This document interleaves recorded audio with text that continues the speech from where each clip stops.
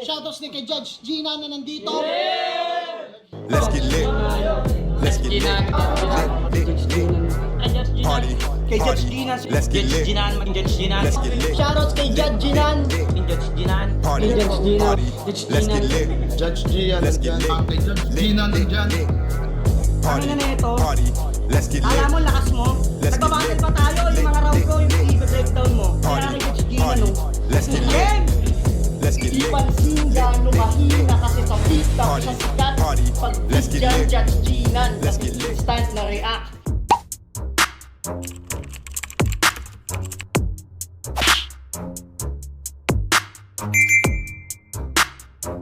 In the yeah, put 'em in the yeah, yeah, yeah.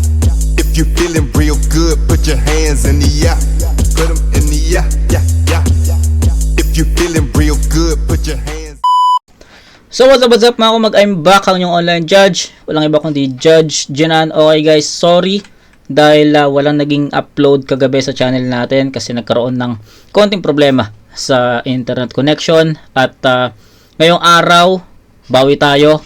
2 beses tayo mag-upload para matakpan natin yung isang lapses natin for yesterday na upload. So for today, gagawa tayo ng 2 at ma-upload din siya ngayong araw. So today is December 6 at sakto uploaded na yung isang semifinals ng Southern Tagalog Division sa Pinasastik Unang Bara dito sa Motus at yun yung re-reviewin natin ngayong araw. Yung 2 yun. Kulas versus Rick Hinaro muna, tapos mamaya is yung laban ni Ruby at ni Jester.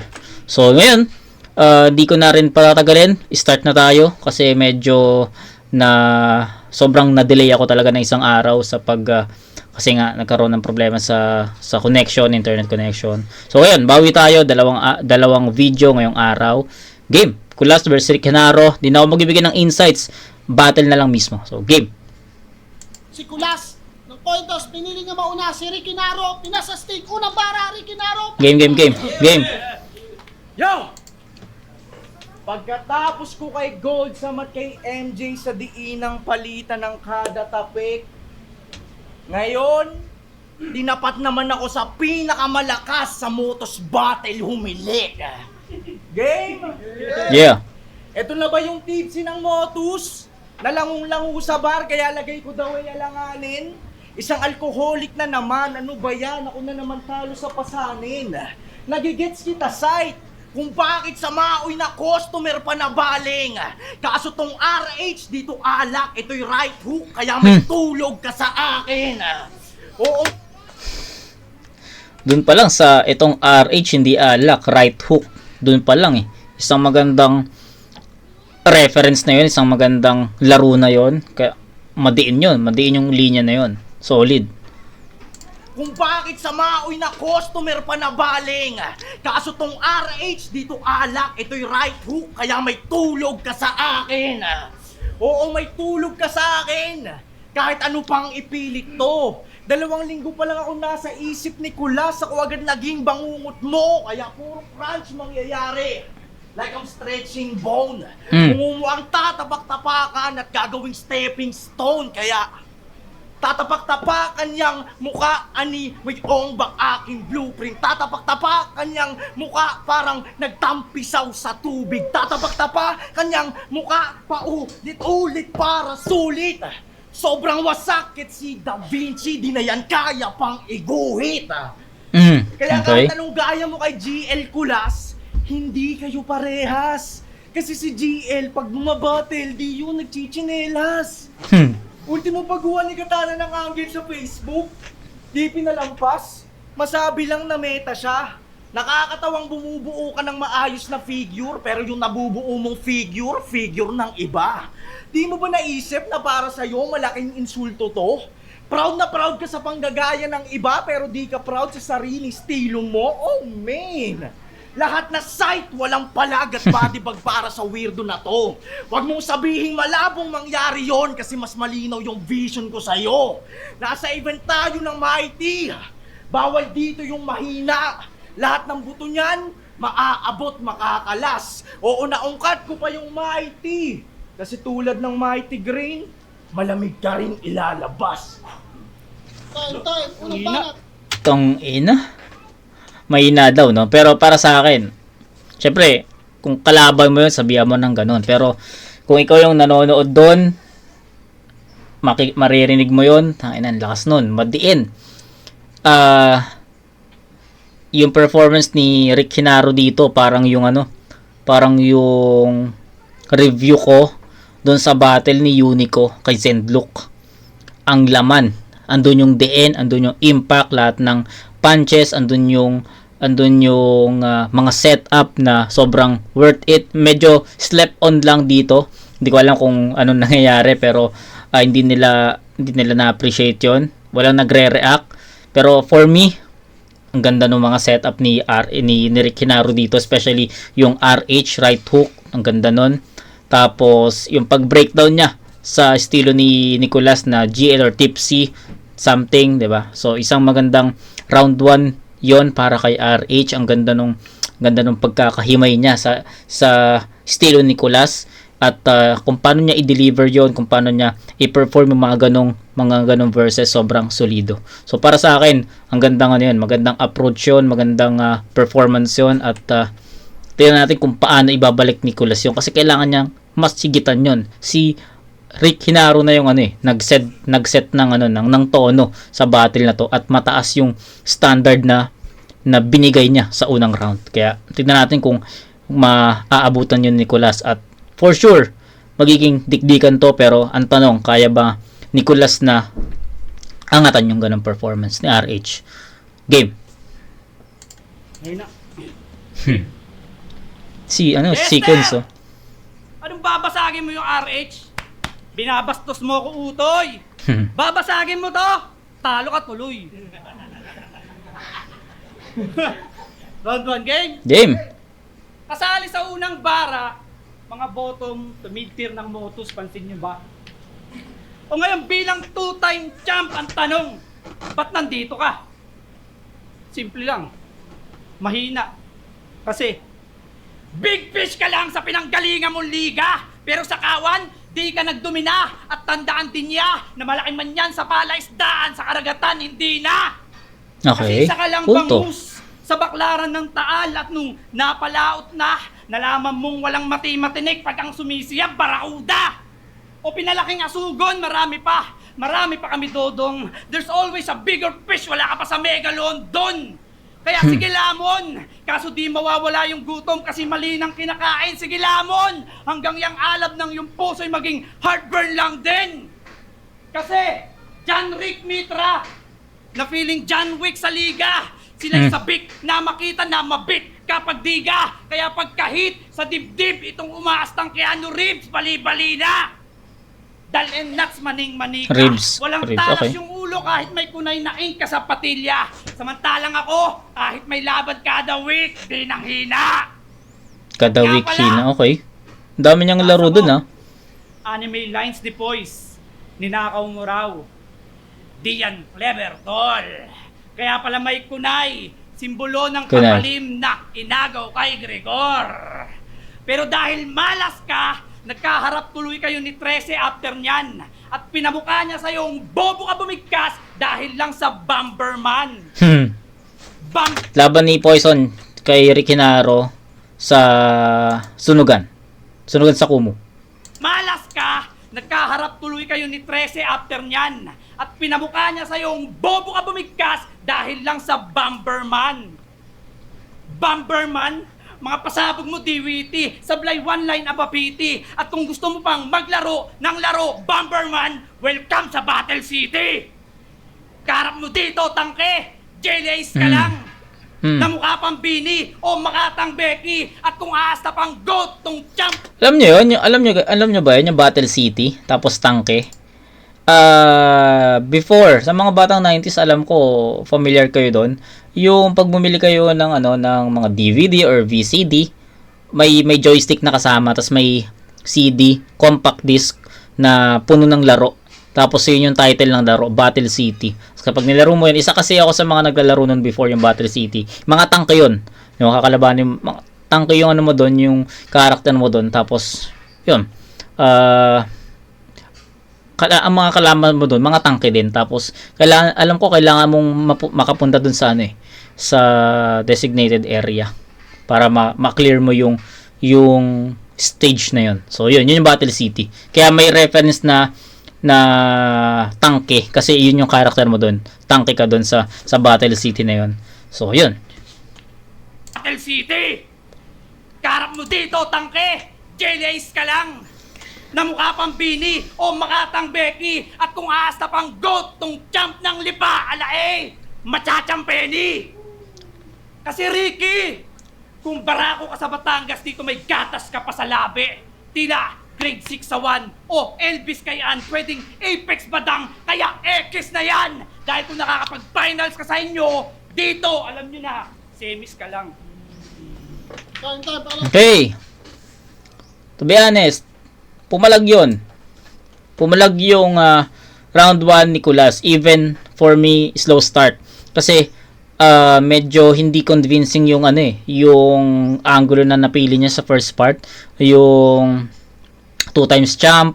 Kasi binanggit niya kagad yun, yung 2 times jump. So, sa mga hindi nakakakilala kay Rick Hinaro, syempre magiging question mark yun. So isa ako sa mga hindi ko alam kung saan nag-jump si Rick Hinaro pero alam ko bumabattle siya sa susunugan. Pero I don't know kung saan siya nag-jump, 'di ba? Unlike yung kay La Casper, 'di ba? Alam ko na kung saan nag-jump si Casper. Kaya kapag may angulo kay Casper na 3 times jump, 2 times jump, mas something ganun, alam ko. At kung paano rin na nabibigkas na di-deliver yung mga ganong angulo kay Casper, nagigets ko.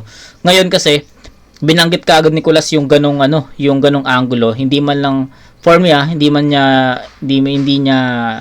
ginawan ng story na jump sa ganito, jump sa ganyan. So nag-jump agad sa ganong scenario. So question mark for me kung saan nag-jump si Rick Hinaro. So para sa akin hindi siya nagiging ganun ka-convincing. Tapos yung iba, ano pa ba? Yun basta slow start si Kulas pero nagkaroon ng performance yung presence dun sa kalagitnaan hanggang dulo. So nevertheless, isang solidong round 'yon para kay Kulas. Pero medyo nagugulan pa ako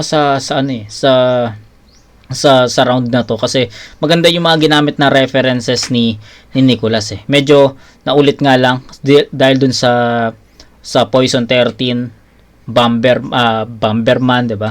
Yun, sa salip na Bomberman, ginawang Bomberman, which is na bring up na yun ni Poison, which is yun naman yung ginawa niyang reference dito. Tapos Battle City, 'di ba? May mga ganong reference na para saan okay. The question, sino ang mas okay na nagkaroon ng round? Sino yung mas okay na round sa battle na to? So sa tingin ko, preference. I'll go with Rick Hinaro dito. Kasi kay Rick Hinaro, para sa akin, mga bago yung narinig ko. Bago yung angles, bago yung mga references, bago yung mga lines na narinig ko para kay Kulas. Kay Kulas naman, yun nga, may mga yung slow start, may references na ulit, tapos may mga not convincing deliveries ng lines. So medyo yun yung nagiging question sa akin sa performance ni Kulas. Pero nevertheless, malakas yun. Pero since yun yung pinakita nilang dalawa sa unang ikot, I think lamang ng konting-konti lang si Rick Hinaro dito. So 9-8 Rick Hinaro. Round 2. Ang banat, Rick Hinaro. Ang kulit! Pinupuna pa yung pagiging 2-time champion ko. Tingin mo doon masakit? Anong ginagawa ko dito, Kulas? Walang iba para mag-champion ulit. Yeah. Tapos, John Wick na naman. Wala na bang bago sa ganito? Hoy, Kulas, kailan mo nakitang si John Wick kalbo? Yo! Magaling nga ba si Kulas? Hell na. Isa lang siyang Gen Z na kumukuha sa FB ng angle pambutas sa kalaban.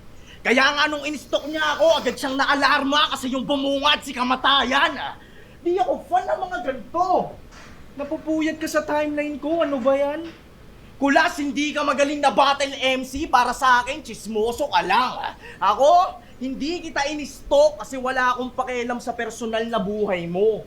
At bakit naman ako sisilip ng angle sa Facebook? Ay kaya naman kitang talunin gamit natural na talent ko. Tas sa akin ka magkikilaso, aastang papalagat kayang sumambot ng suntok. Pero after battle, natatameme, tas nababahag na yung buntot.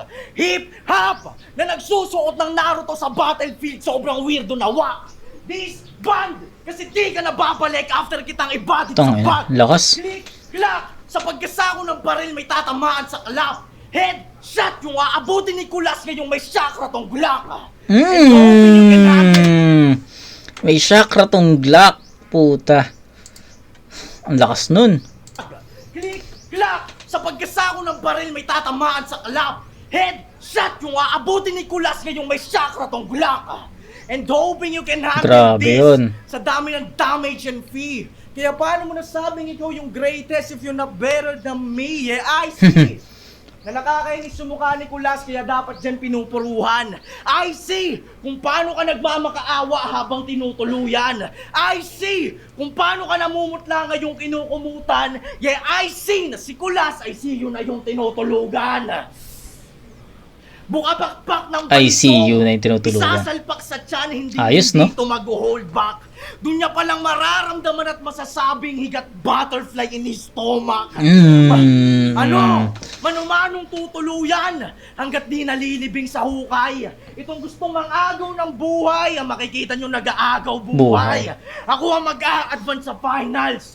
Ako ang tatayo sa front, huwag ka nang umepa lumikot. Dahil ang bataan ay walang ibang role, kundi manatili sa likod. Tangina. Puta, ang lakas. Gusto ko yung performance ni Ricky Naro sa tournament na to, no. So ang tanong, Rick, pedestal 5. Ano ako, looking forward daw kay Rick Hinaro sa ganitong performance niya. I think kaya to Kaya to magtuloy-tuloy. Diba? Pero depende na lang sa magiging katapat niya. Pero sa tingin ko, kung ganito kung consistent si Rick Hinaro sa ganitong performance, ganitong energy level, kayang-kaya niya sumabay sa pedestal, no? So, looking forward kay Rick Hinaro sa pedestal 5. Tapos, sa round 2 niya, hands up, tol. Isang solido yon. Ang ganda ng performance. From rebuttals, start ng sulat, yung energy, yung performance, presence, nandoon lahat kompleto.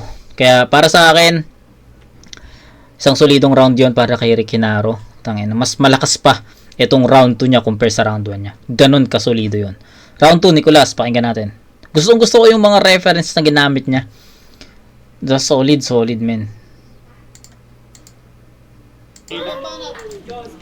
Butterfly stomach, luma na yun na tumutulo na. Sarado natin. Flow na nga lang pag-asa mong manalo, pinatay ko pa. Out to game! Okay. Oh, last battle, aminado at least. Hindi nag-rhyme. May ilang gawang kwento. Pero ngayon, tinamad na akong scientist dahil di na ako mag-iimbento. Game! Isa lang ang pagkakapareho ng pagiging mangangaso at rapper mo. Bobo ka mag-track. Kasi sabi mo kay Red, mukha kang payasong talakitok. Payaso talakitok. Tas kay Luanes sabi mo, lobo, tupang, inararo.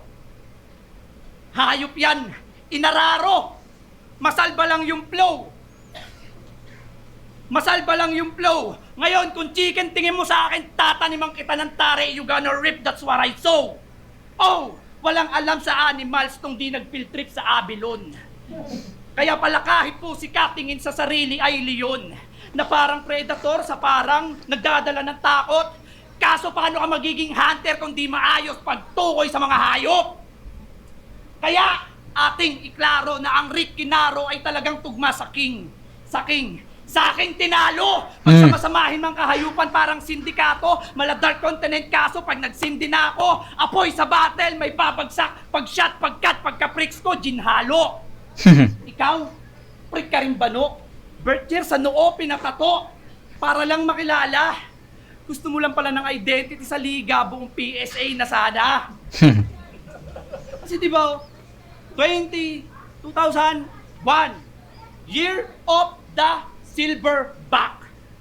Kaya ako nag-backtrack. Si Gory pala to Red, kaya laging naka-wordplay ng dak-dak.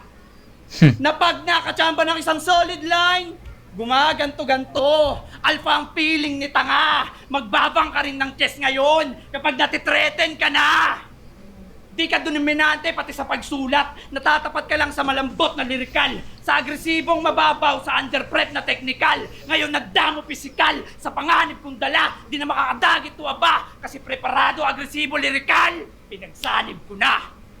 Kaya harambe! Di ka taong nakataon ngayong taon. At kung natutukoy mo na yung ngalan na yon, alam mo na ring uuwi kang nasa kahon. Anton. Okay.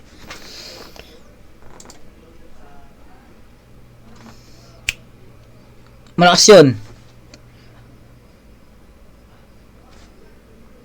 Paano ko ba to explain?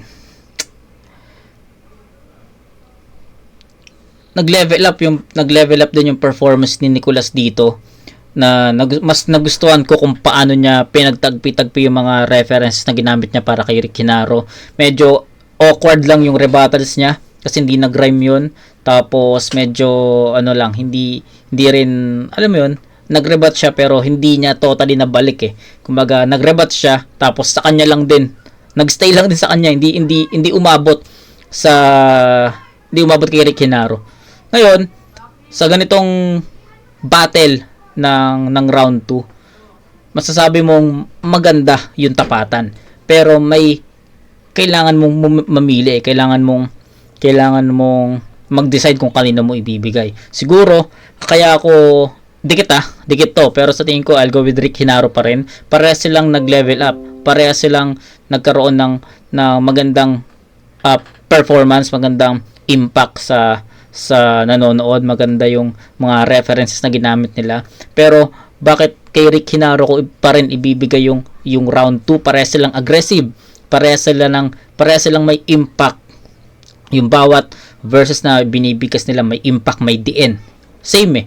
Hindi mo pwedeng ipagkaila yun, hindi mo pwedeng itago yun. Andun sa performance nila yun. Makikita mo yun. Pag hindi mo napansin yun, ewan ko na lang sa inyo. Pero sa tingin ko, halos parehas sila ng estilo.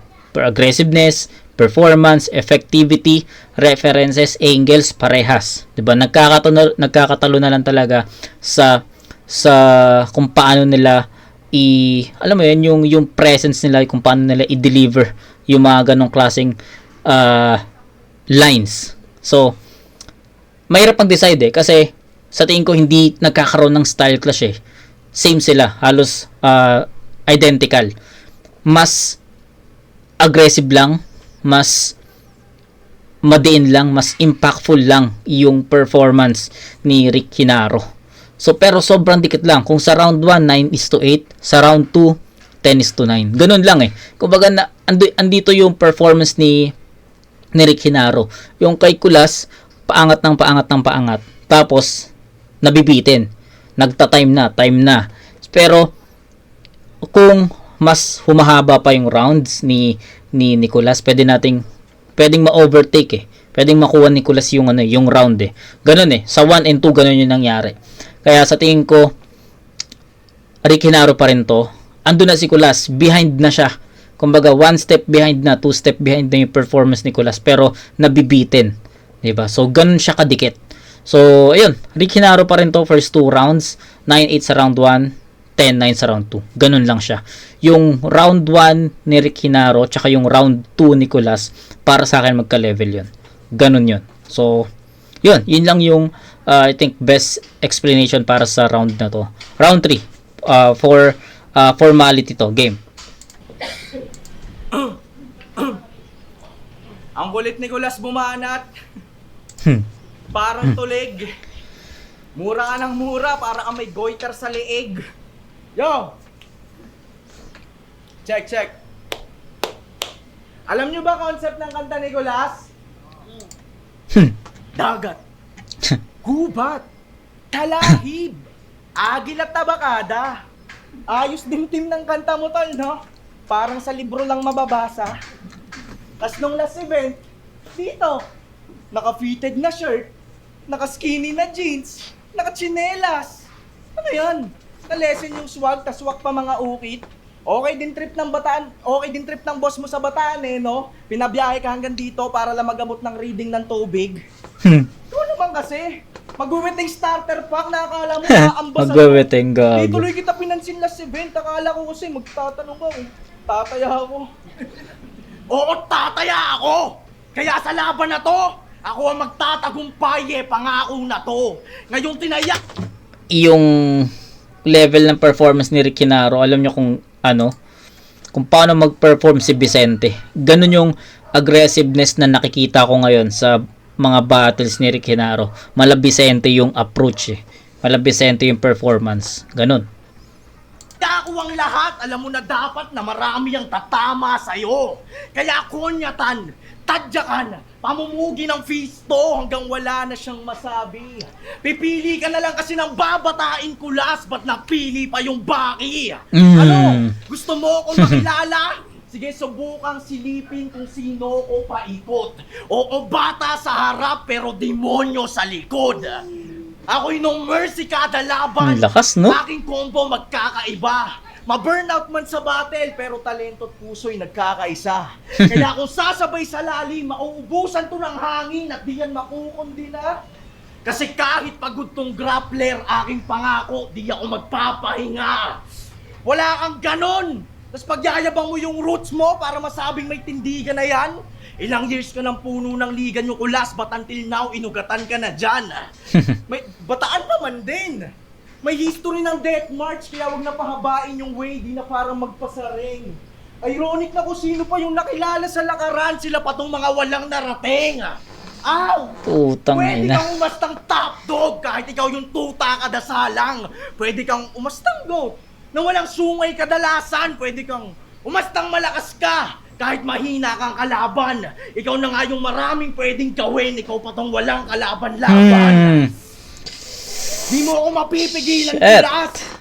Di mo ako mapipigilan, kulas. Kahit di ka sumang-ayon. At malabo mo ako na matalo. Kayong dedikado ako mag-champion.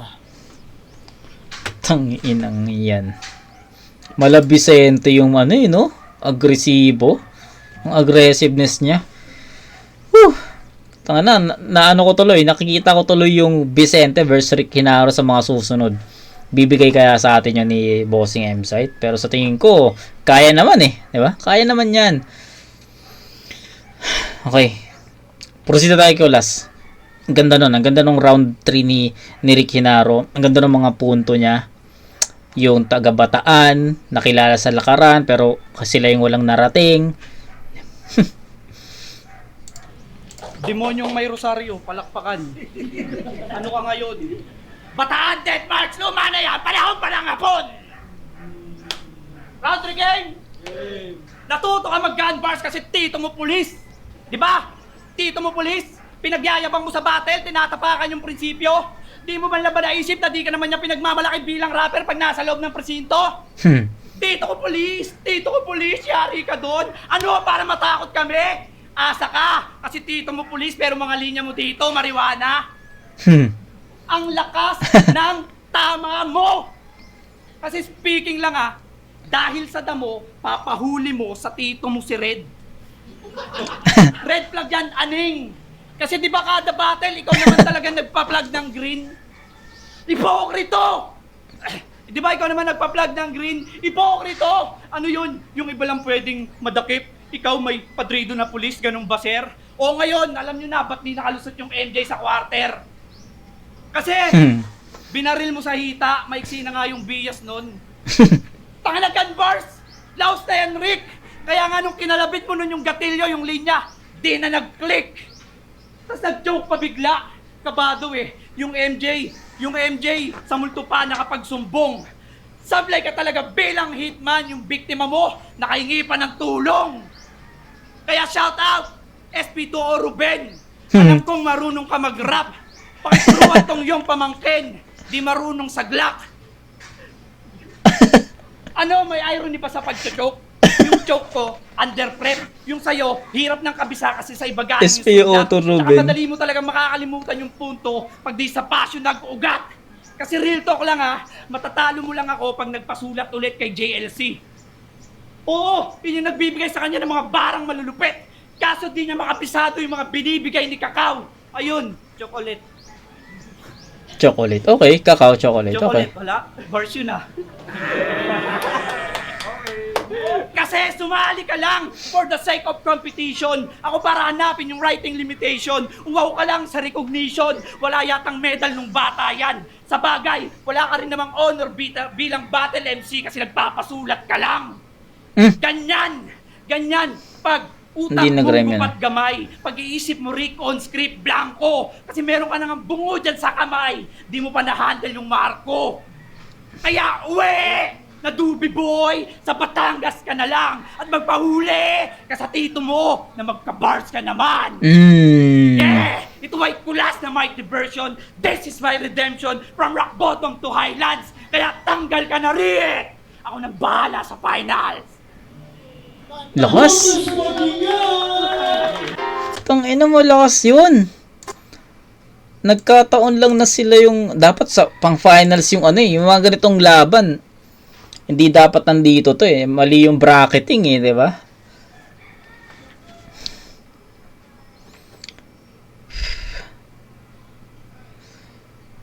Actually, ito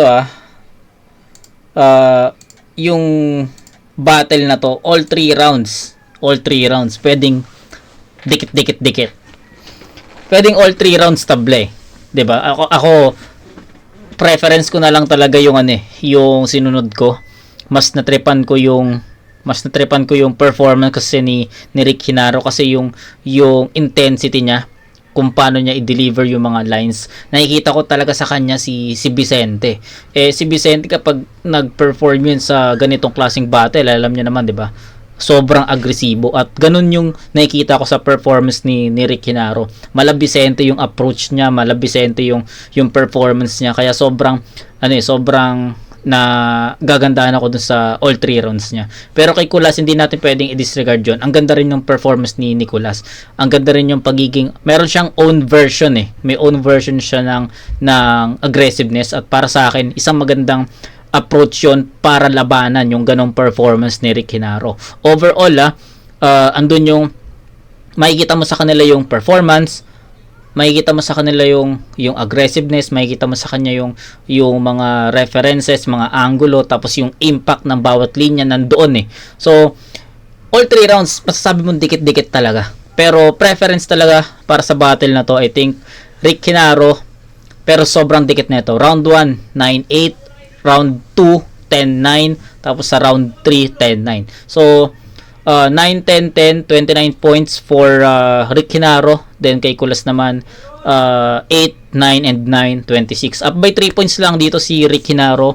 Kung titignan mo siya per round, sobrang dikit-dikit talaga. At yun, sobrang dikit na itong battle na to. Siguro hindi ako magugulat kung merong bumoto kay Kulas. Possible may bumoto kay Kulas dito. Pero para sa akin all 3 rounds Rick Hinaro yun. So yun, para sa akin magandang battle para sa semis, pero Rick Hinaro to.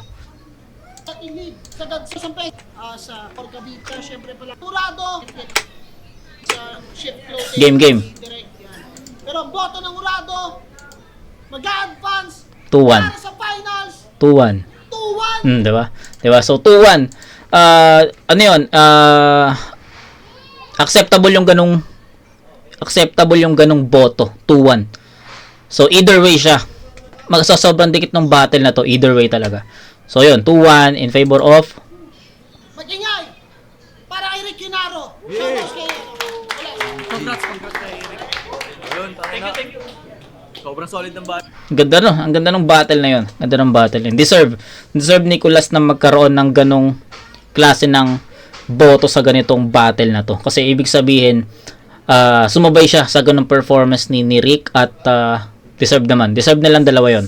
So yun, pero para sa akin Rick Hinaro yun. Sa preference ko, parehas sila ng halos ng approach, parehas sila ng sulat, parehas sila may mga punto, parehas may impact yung mga punchlines nila, pero sa akin, preference ko lang Rick Hinaro yun. Pero di ko masisisi yung bumoto. Kung sino man yung bumoto kay Kulas, di ko masisisi yun.